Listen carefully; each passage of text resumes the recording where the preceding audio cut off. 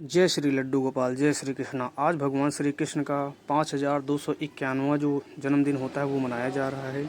26 अगस्त 2024 का दिन है और आज सुबह सुबह मैं भी दर्शन करने के लिए भगवान श्री कृष्ण और लड्डू गोपाल के दर्शन करने के लिए सुबह सुबह एक मंदिर में गया। तो चलिए आज आपको भी सुबह सुबह दर्शन करवाता हूँ भगवान श्री कृष्ण और लड्डू गोपाल के। सबसे पहले आपको दर्शन करवाता हूँ श्री राधा और कृष्णा के साथ में। इसके बाद हम आगे बढ़ेंगे और सारी झांकियाँ भी आपको दिखाने वाला हूँ। तो वीडियो पे बने रहें। अगर वीडियो अच्छी लगे तो आप चैनल को सब्सक्राइब करें, वीडियो को लाइक और शेयर ज़रूर करें और फेसबुक पे देख रहे हैं तो फॉलो ज़रूर कर लें। ये वो जगह है जहाँ पर भगवान जो लड्डू गोपाल हैं अभी विराजित होंगे। मैं सुबह जल्दी चला गया था इसलिए यहाँ पर अभी सजावट का काम चल ही रहा था।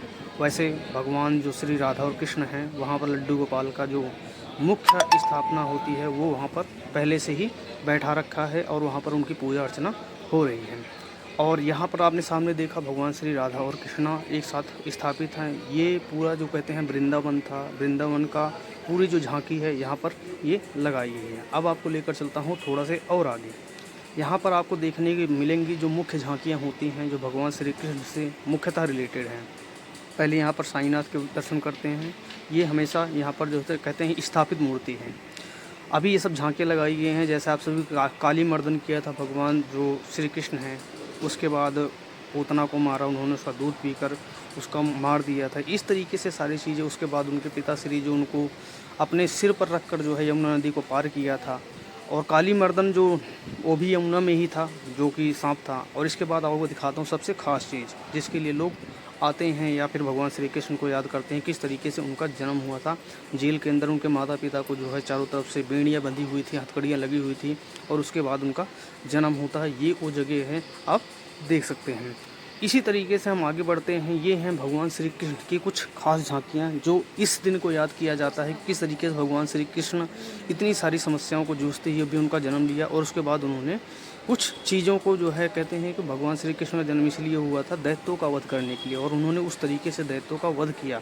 और कितने सारे जैसे ही उन्होंने जन्म लिया उसके बाद से ही ये सोच लो कि सृष्टि पर एक तरीके से जितनी भी दैत्य थे उनकी जो मृत्यु निश्चित हो जाती है और वो एक एक करके मारे जाते हैं। फिर हम आगे बढ़ते हैं उसी मंदिर में और आगे बढ़ते हुए हम जैसे जैसे बढ़ते हैं तो यहाँ पर हम आते हैं भगवान श्री राम के दरबार में। यहाँ पर लड्डू गोपाल भी विराजित हैं, हनुमान जी विराजित हैं।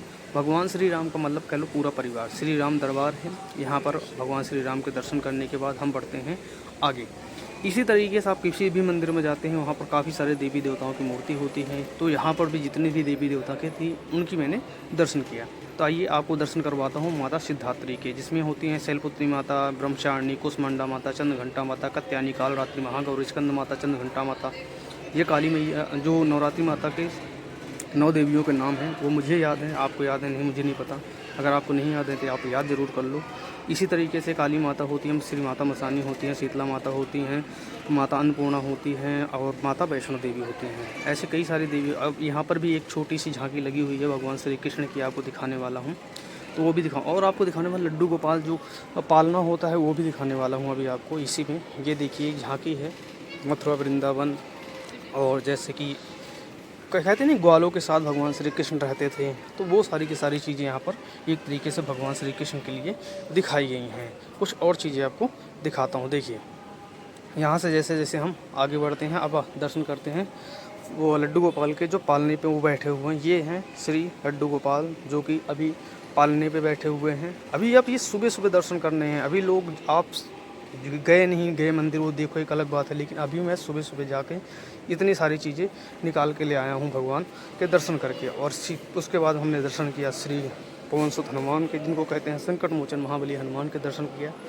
और उनके बगल में ही हैं ओम गणपतये नमः श्री गणेश जी भगवान जी हैं। उसके बगल में ही हैं श्री राधे कृष्णा हैं। और आगे हम जैसे बढ़ते हैं तो माता रानी हैं और फिर हनुमान जी के जो कहते हैं विशालकाय हनुमान जी। वो हनुमान जी की मूर्ति हमेशा जिस भी मंदिर में जाते हो आपको देखने को मिलती हैं। उसी तरीके से यहाँ भी देखने को मिलती हैं। इसी तरीके से हम जब आगे बढ़ते हैं थोड़ा सा तो आपको दिखाने वाला हूँ एक और भगवान के जो खास होते हैं सबके, भगवान भोलेनाथ। आइए दर्शन करवाता हूँ उनके, लेकिन उससे पहले आपको एक देवी के दर्शन करवाने वाला हूँ जिनकी पूजा और आराधना बहुत ही ज़्यादा की जाती है। तो आइए दर्शन करते हैं माता गायत्री के। माता गायत्री की भी मूर्ति यहाँ पर स्थापित थी, तो मैंने भी यहाँ पर दर्शन किया माता गायत्री के। तो आइए, ये माता गायत्री के दर्शन करने के बाद अब आपको दर्शन करवाने वाला हूँ भगवान भोलेनाथ के। ये है भगवान भोलेनाथ का शिवलिंग और यहाँ पर विराजित है भगवान भोलेनाथ अपने परिवार के साथ। ये है भगवान भोलेनाथ का पूरा परिवार और आप देख सकते हैं और दर्शन भी कर सकते हैं भगवान भोलेनाथ के। ये था मेरा आज का पूरा सफ़र इस वीडियो के साथ में। वीडियो कैसी लगी आप कमेंट करके ज़रूर बताएं।